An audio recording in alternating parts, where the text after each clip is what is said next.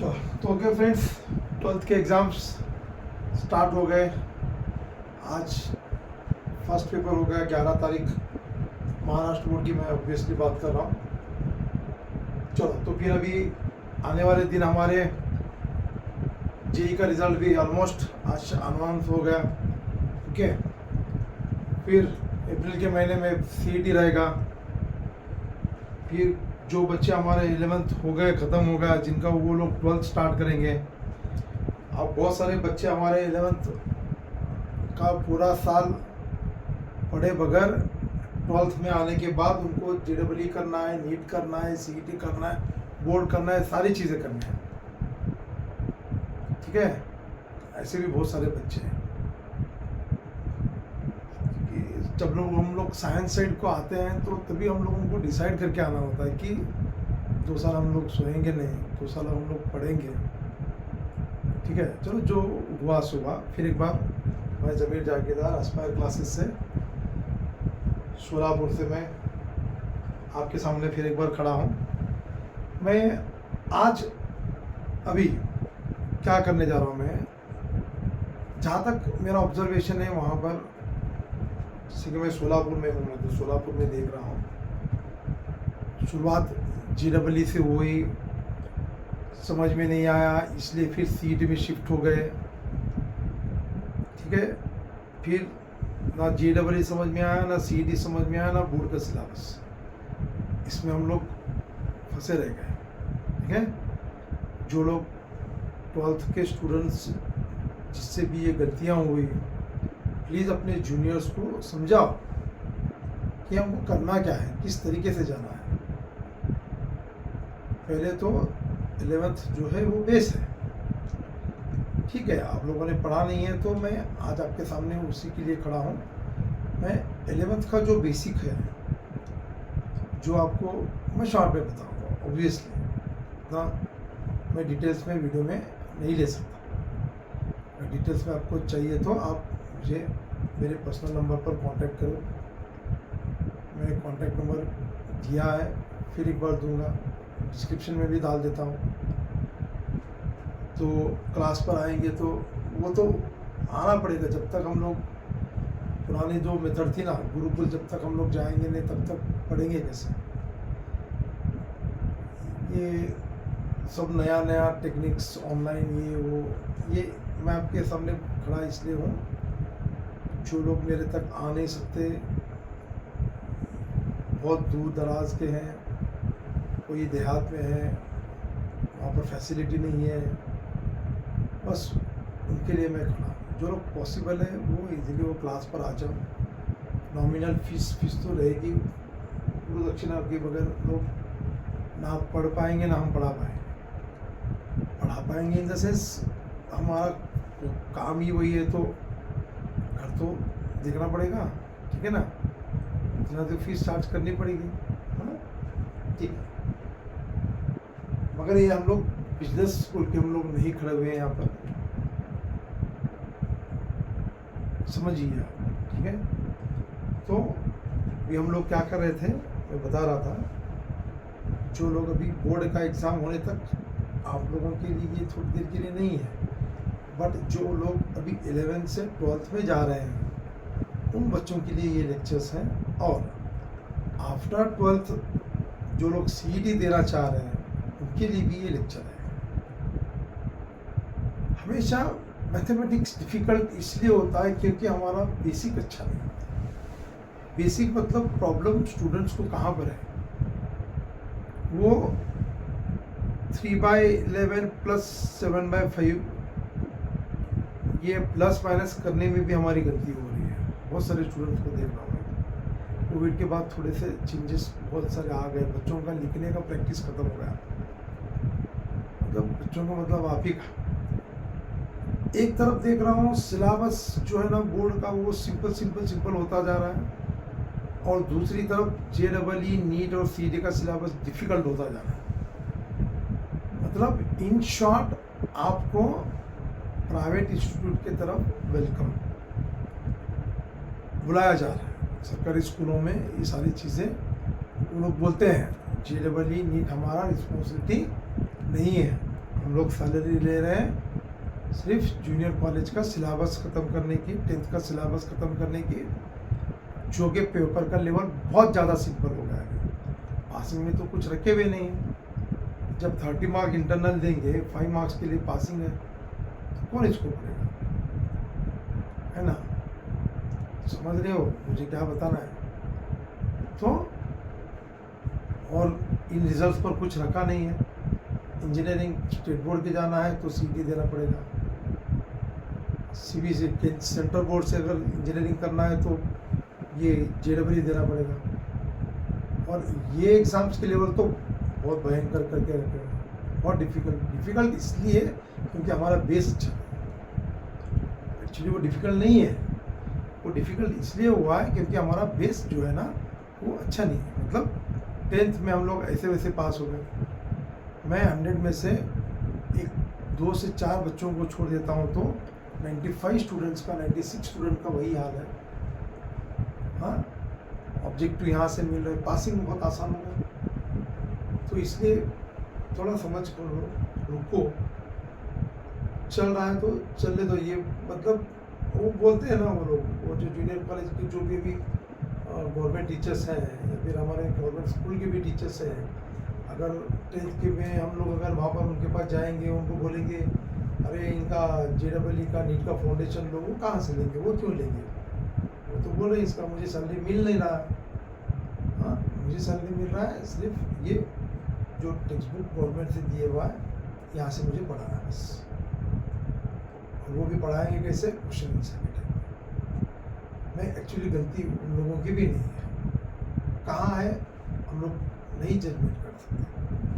हम लोग वो बोलने के लिए, वो डिस्कस करने के लिए खड़े भी नहीं है। सिर्फ जितना जल्दी आपको आपके पेरेंट्स को समझ में आएगा कि किस तरीके से जाना है। अगर जेडब्ल्यू नीट आपका मकसद है तो आपको फाउंडेशन से शुरुआत करनी पड़ेगी, तभी ये पॉसिबल है। फिर अगर नहीं तो 11th 12th हमारे को सिर्फ सीईटी करना है तो 11th का syllabus complete, almost 80% syllabus, 12th का कंप्लीट सिलेबस।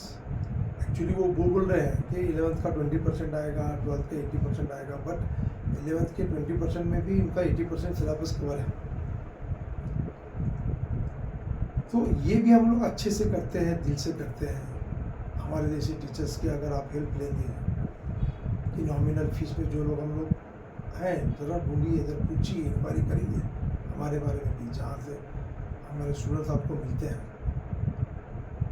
बहुत कुछ ज़्यादा COB में बच्चे पढ़े हुए हैं, बीट्स पिलाने में पढ़ के गए, वेल्लोर में गए बच्चे, बहुत सारे ट्यूशन से हमारे से पास भी गए, बट हम लोगों ने उसका बवाल नहीं करा। ठीक है, समझ में आ रहा है? तो ठीक है, जिन लोगों को आता है वो लोग इसको स्किप कर सकते हैं। जिन लोगों को थोड़ा बहुत आता है वो लोग थोड़ा वीडियो फास्ट भगा के देख सकते हैं। और जिन लोगों को कुछ भी नहीं आता वो लोग देखो, समझो। हाँ, बेसिक्स क्लियर हो गए तो आगे आगे आसान है। ठीक है, चलो मैं बेसिक मतलब बहुत ज़्यादा बेसिक से स्टार्ट कर रहा हूँ। हम लोग कहाँ से शुरू करते हैं? नंबर सिस्टम से शुरू करते हैं। हमारा मैथमेटिक्स शुरू कहाँ से हुआ? काउंटिंग से ही शुरू हुआ ना, तो वहीं से शुरू करते हैं। नंबर सिस्टम में हम लोग कहाँ से शुरू कर रहे थे? देखो, एक्चुअली नंबर सिस्टम से हमारी शुरू हुई थी नेचुरल नंबर से, है ना? मतलब वो हम लोग n से दिखा रहे थे। हाँ, n मतलब क्या था? ये नेचुरल नंबर्स। ठीक है, अच्छा, नेचुरल नंबर्स क्या है? ज़रूरत नहीं है, मगर अभी समझा रहा हूँ तो पूरी तरीके से समझा रहा हूँ। 1 2 3 4 5 ये जो काउंटिंग का सिस्टम था, ये उसके लिए नेचुरल नंबर था, है ना? तो उसके बाद फिर क्या हुआ? और 0 ऐड होने के बाद उसको नाम दिया गया, क्या नाम दिया गया? Whole numbers. ठीक है ना, होल नंबर्स। होल नंबर्स में सिर्फ यहाँ पर 0 आ गया। ठीक है, बहुत ज़्यादा सिंपल है, वहाँ पर मैं ज़्यादा टाइम नहीं लूँगा, थोड़ा सा हम लोग स्पीड में काम करते हैं। ठीक है, अभी तो प्रॉब्लम्स बढ़ते गए। 0 की ज़रूरत थी, जब 0 ऐड हो गया तो उसको होल नंबर के बाद फिर कुछ इक्वेशंस ऐसे आए, कैसे आए कि बाबा मुझे भी x + 1 = 0, इसका मतलब मुझे आंसर चाहिए था। तो इसलिए अभी यहाँ पर मुझे क्या मिला? अगर सॉल्व करता हूँ तो x = -1। हाँ, तो जब ये नंबर ऐड हुए तो इनको हमने क्या बोले? बोलो तुमको पता है तो इंटीजर्स, ये आर या फिर मोस्टली जेड से दिखाया हुआ है, हाँ इंटीजर्स, इंटीजर्स ओके, इंटीजर्स में कैसे थे ये निगेटिव, -3 -2 -1 0 1 2 3, ये -∞ टू +∞। देखिए हाँ इंटीजर्स मतलब वहाँ पे फ्रैक्शनल पार्ट नहीं आता, और जब फ्रैक्शनल पार्ट आया उसको क्या बोले वो लोग, उसको बोले रैशनल नंबर्स, है ना। क्यों माने यस रैशनल नंबर्स, हाँ रैशनल नंबर्स को क्या बोले, रैशनल नंबर्स आर दी, इसको सेट्स के लैंग्वेज में हम लोग डिसाइड करते हैं। एक्चुअली सेट्स जो है ना, जो लोग स्टेट बोर्ड से पढ़े हुए हैं वो लोग 9th में उनको पता है, बट जो CBSE में शायद उनको 11th में है, ठीक है। देखो सेट्स में हम लोग ऐसा दिखाते हैं, कैसे set Q rational number is this set of all the elements of the type A by B such that क्या A B बिलोंग्स टू क्या, belongs to integers, A B are integers and B is not equal to 0। ये तो बोलने की जरूरत है भी, क्यों बोलने की जरूरत है, B अगर 0 हो गया तो वो नंबर नॉट डिफाइन हो जाएगा, हाँ ये भी बोलने की जरूरत है। देखो मतलब क्या है, जब डिनोमिनेटर 0 रहेगा तब वो नंबर नॉट डिफाइन रहेगा, तो इसलिए इस तरीके से हम लोग रैशनल, फॉर एग्जांपल हम लोग इसमें ऐड करते हैं, मतलब कैसे, ये देखो ये -3/2 -1 -½ 0 फिर 1/2 1 1 2 यस 5/2 लाइक दिस, ये सारे नंबर्स हाँ रैशनल नंबर्स को A by B के फॉर्म में हम जहाँ लिख रहे थे। और जो ना मतलब और एक मैं यहाँ पर चीज़ तुमको मैं ध्यान में ला कर दे रहा हूँ, क्या है ये जो 3/2 है ना, 3/2 है, 3/2 मतलब ये आ गया सर 1.5, तो यहाँ पर हमारा जो डिवीजन है ना वो रुक गया, तो इसको हम लोग क्या बोलते हैं, इसको ये होगा टर्मिनेटिंग, है ना, यस टर्मिनेट बोला, ये टर्मिनेट हो गया मतलब रुक गया, जहाँ पर डिवीजन कंप्लीट हो रहा है वहाँ पे रुक गया ना, तो उसको टर्मिनेट बोल रहे हैं हम लोग। और दूसरा मैं एग्जांपल ले रहा हूँ 10/3 को हम लोग लिखेंगे 3.333333 ऐसे लिखते हैं, या फिर इसको 3.3 बार, हाँ तो इसको क्या बोलते हैं, इसको हम लोग बोलते हैं रिपीटिंग, है ना, यस रिपीटिंग, यस वो टर्मिनेट होगा, वो डिवीजन कंप्लीट होगा, रुक गया तो उसको हम लोग बोले टर्मिनेट होगा। और दूसरा जो है ना वो रिपीट हो रहा है, रिपीटिंग, हाँ इस टाइप के सारे नंबर्स हम लोग ये रैशनल नंबर्स में ले रहे हैं। फिर कुछ नंबर्स अभी डिवीजन जो आते हैं ना वो लोग हम लोग उसको 5 नंबर बोल रहा हूँ मैं, क्यू डैश मतलब उसको बोलो इर्रेशनल नंबर्स, मतलब इन शॉर्ट इसको इरेशनल नंबर्स ना ये ऐसे लिखना है, कैसे देखो बहुत इसको हम लोग डिटेल में नहीं, ऑलरेडी हम लोग 7 6 अगर डिटेल में जाना है तो आप लोग वापस वहाँ पे जाके इसको देख लो, बट ज़रूरत नहीं है, खाली हमको समझ में आए इसको रैशनल बोलते हैं, इसको इरेशनल, इसको इंटीजर्स, इतना भी तो काफ़ी है, ठीक है। अच्छा तो इरेशनल नंबर्स में क्या था, इरेशनल नंबर में वो हम लोग ऐसा बोलेंगे इसको नाइदर टर्मिनेटिंग और नॉन रिपीटिंग, ये डिविजन्स, या फिर non repeating A by B forms, जो हम लोग अपने लैंग्वेज में लिख रहे हैं, ठीक है, जो ना तो रिपीट हो रहे हैं और ना तो टर्मिनेट हो रहे हैं। देखो जो ना तो रिपीट हो रहे हैं या फिर ना तो टर्मिनेट हो रहे हैं, ऐसे फॉर्म्स को हम लोग क्या बोलेंगे, ऐसे फॉर्म्स को हम लोग बोलेंगे इरेशनल नंबर्स, ठीक है, इरेशनल नंबर्स। और एक एग्जाम्पल हम लोग लेते हैं, 3.01 001 0001 एंड सो ऑन, ना तो डिवीजन यहाँ पे टर्मिनेट हो रहा है ना तो रिपीट हो रहा है, ऐसे नंबर्स को हम लोग इरेशनल नंबर्स बोलते हैं। और इरेशनल नंबर्स हम इनको भी बोलते हैं, इनको जब हम लोग वो नंबर्स अपने प्राइम नंबर्स, हाँ यस प्राइम नंबर्स भी इरेशनल नंबर, प्राइम नंबर्स को अगर मैं रूट में लेता हूँ, इरेशनल नंबर्स में ही लिख रहा हूँ मैं, √2 √3 √5 यस √7, ये सारे जब भी प्राइम नंबर्स हम लोग रूट में लिखते हैं तो इनको भी हम लोग इरेशनल नंबर्स बोलते हैं, ठीक है। सर्च वगैरह था ना वो सब, उसके लिए डिटेल्स में आप लोग पीछे जाके देख सकते हो, ठीक है। अच्छा सर ये आ गया, यहाँ आने के बाद में मैं जानबूझ के मैं ना प्राइम नंबर्स आया तो मैं उसके लिए डिस्कशन में ले रहा हूँ उसको।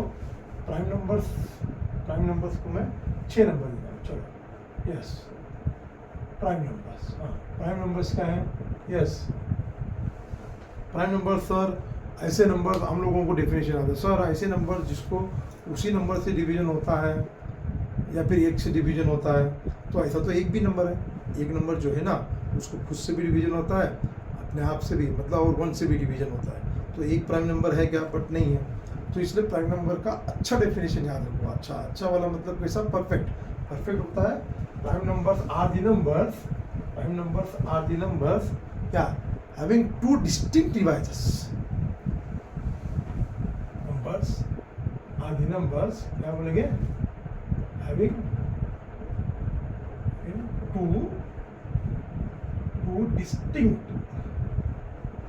two distinct devices. 2 distinct devices होने चाहिए। 2 डिस्टिंक्ट मतलब 2 अलग अलग डिवाइजर रहेंगे, हाँ, तो ही वो प्राइम नंबर रहेगा। फॉर एग्जाम्पल अब मैं अगर 2 लेता हूँ, यस 2 1, मैं अगर 3 लेता हूँ, यस 3 1, हाँ, फिर तो 7 नंबर में मैं बता रहा हूँ, अगर प्राइम नहीं रहे तो क्या रहेगा? वो कंपोजिट नंबर रहेगा। कंपोजिट नंबर मतलब कैसे? मोर देन 2 डिस्टिंक्ट डिवाइसेस, हाँ, composite numbers, yes, more than 2 distinct devices. चलो देखते हैं। फॉर एग्जाम्पल मैं लेता हूँ क्या? 10 को क्या है? 10 इटसेल्फ, 5, 2 और 1, मतलब कितने हो गए? 1 2 5, 1 से भी डिवीजन हो रहा है, 2 से हो रहा है, 5 से हो रहा है, 10 से हो रहा है, 4 डिवाइसेस, हाँ, more than 2 distinct devices. Composite numbers, prime numbers, composite numbers, और डिटेल में नहीं जा रहा हूँ। तो अब 1 का प्रॉब्लम क्या है? देखो, नोट 1 को डिवाइजर कौन है? 1 एक ही है, मतलब इसको ना तो 2 डिस्टिंक्ट डिवाइजर्स हैं ना 2 से ज़्यादा हैं। तो इसको हम लोग बोलेंगे, क्या बोलेंगे? हमको बोलेंगे yes, it is a neither prime nor composite। Yes, ना तो ये प्राइम है ना तो कंपोजिट है। ठीक है, देखो सारी चीज़ें क्लियर हो गई। ये नंबर सिस्टम था सर। फिर हम लोग कहाँ आके रुके? हम लोगों को प्रॉब्लम आई, कहाँ पर आई हम लोगों को प्रॉब्लम? ये देखो नंबर सिस्टम कहाँ से जा रहा था, हाँ, पहले हम लोग काउंटिंग से शुरू हुए, 0 ऐड होगा होल नंबर्स, नेगेटिव ऐड हो गए इंटीजर्स, फ्रैक्शन ऐड होगा, मिनट,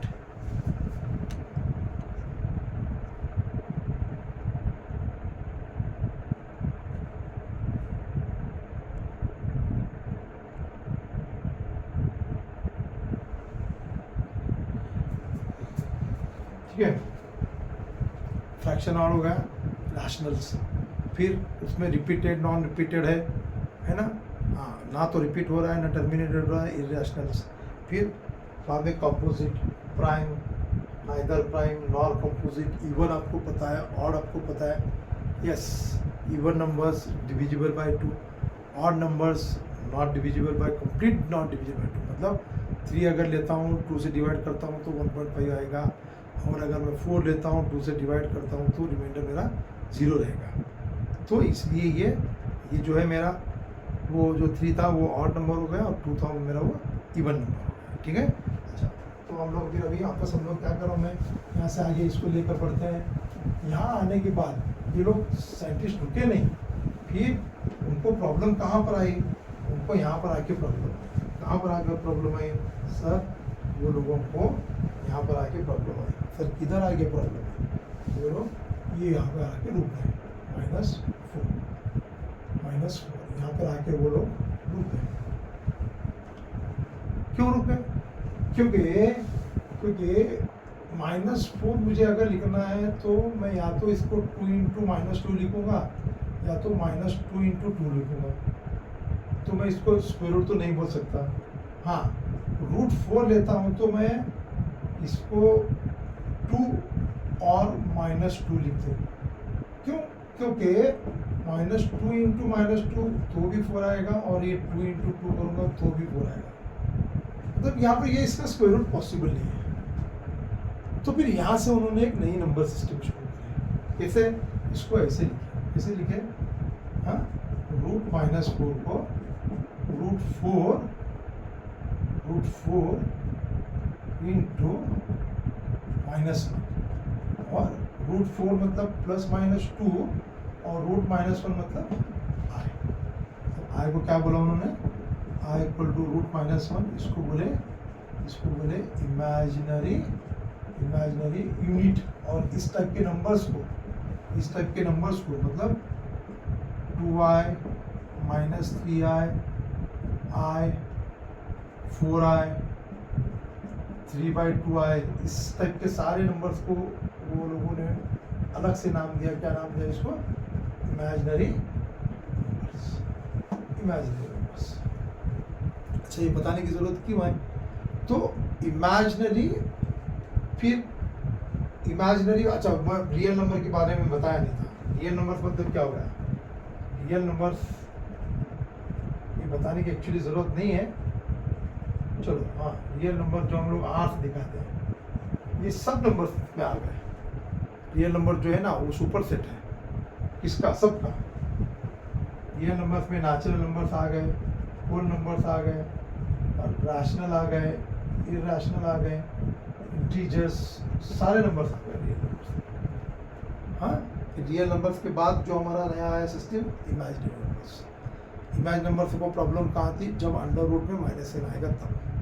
ठीक है, मैं बार बार बता रहा हूँ, डिटेल में हम नहीं जा रहे, जरूरत नहीं है। ठीक है, तो फिर क्या हुआ? इससे मिला के फिर हम लोगों ने, मैं यही तो बता रहा हूँ, मैथमेटिक्स सिंपल कब है, बेसिक्स अगर बताएं तो। देखो, वहाँ से 5th standard, 1st standard, 2nd standard, 3rd standard, ऐसे करते करते 11th में हम लोग आके रुके इमेजिनरी। फिर और उसको इससे भी मन उनका भरा नहीं। फिर क्या करें? रियल प्लस इमेजिनरी बना के एक कॉम्प्लेक्स नंबर नया सिस्टम शुरू। तो क्या हुआ? ये यहाँ से आगे जाके उन्होंने रियल प्लस इमेजिनरी, ये दोनों को मिला के एक नया सिस्टम बनाया। उसको नाम दिया उन्होंने, क्या नाम दिया? Complex numbers. मतलब ये दिखाया गया था z equal to a plus b, where a b belongs to r and I is a root minus, I क्या है? √-1, और a b क्या है? Real numbers. इस तरीके के नंबर्स को उन्होंने नाम दिया कॉम्प्लेक्स नंबर, जो हमारा ये 11th का फर्स्ट टॉपिक।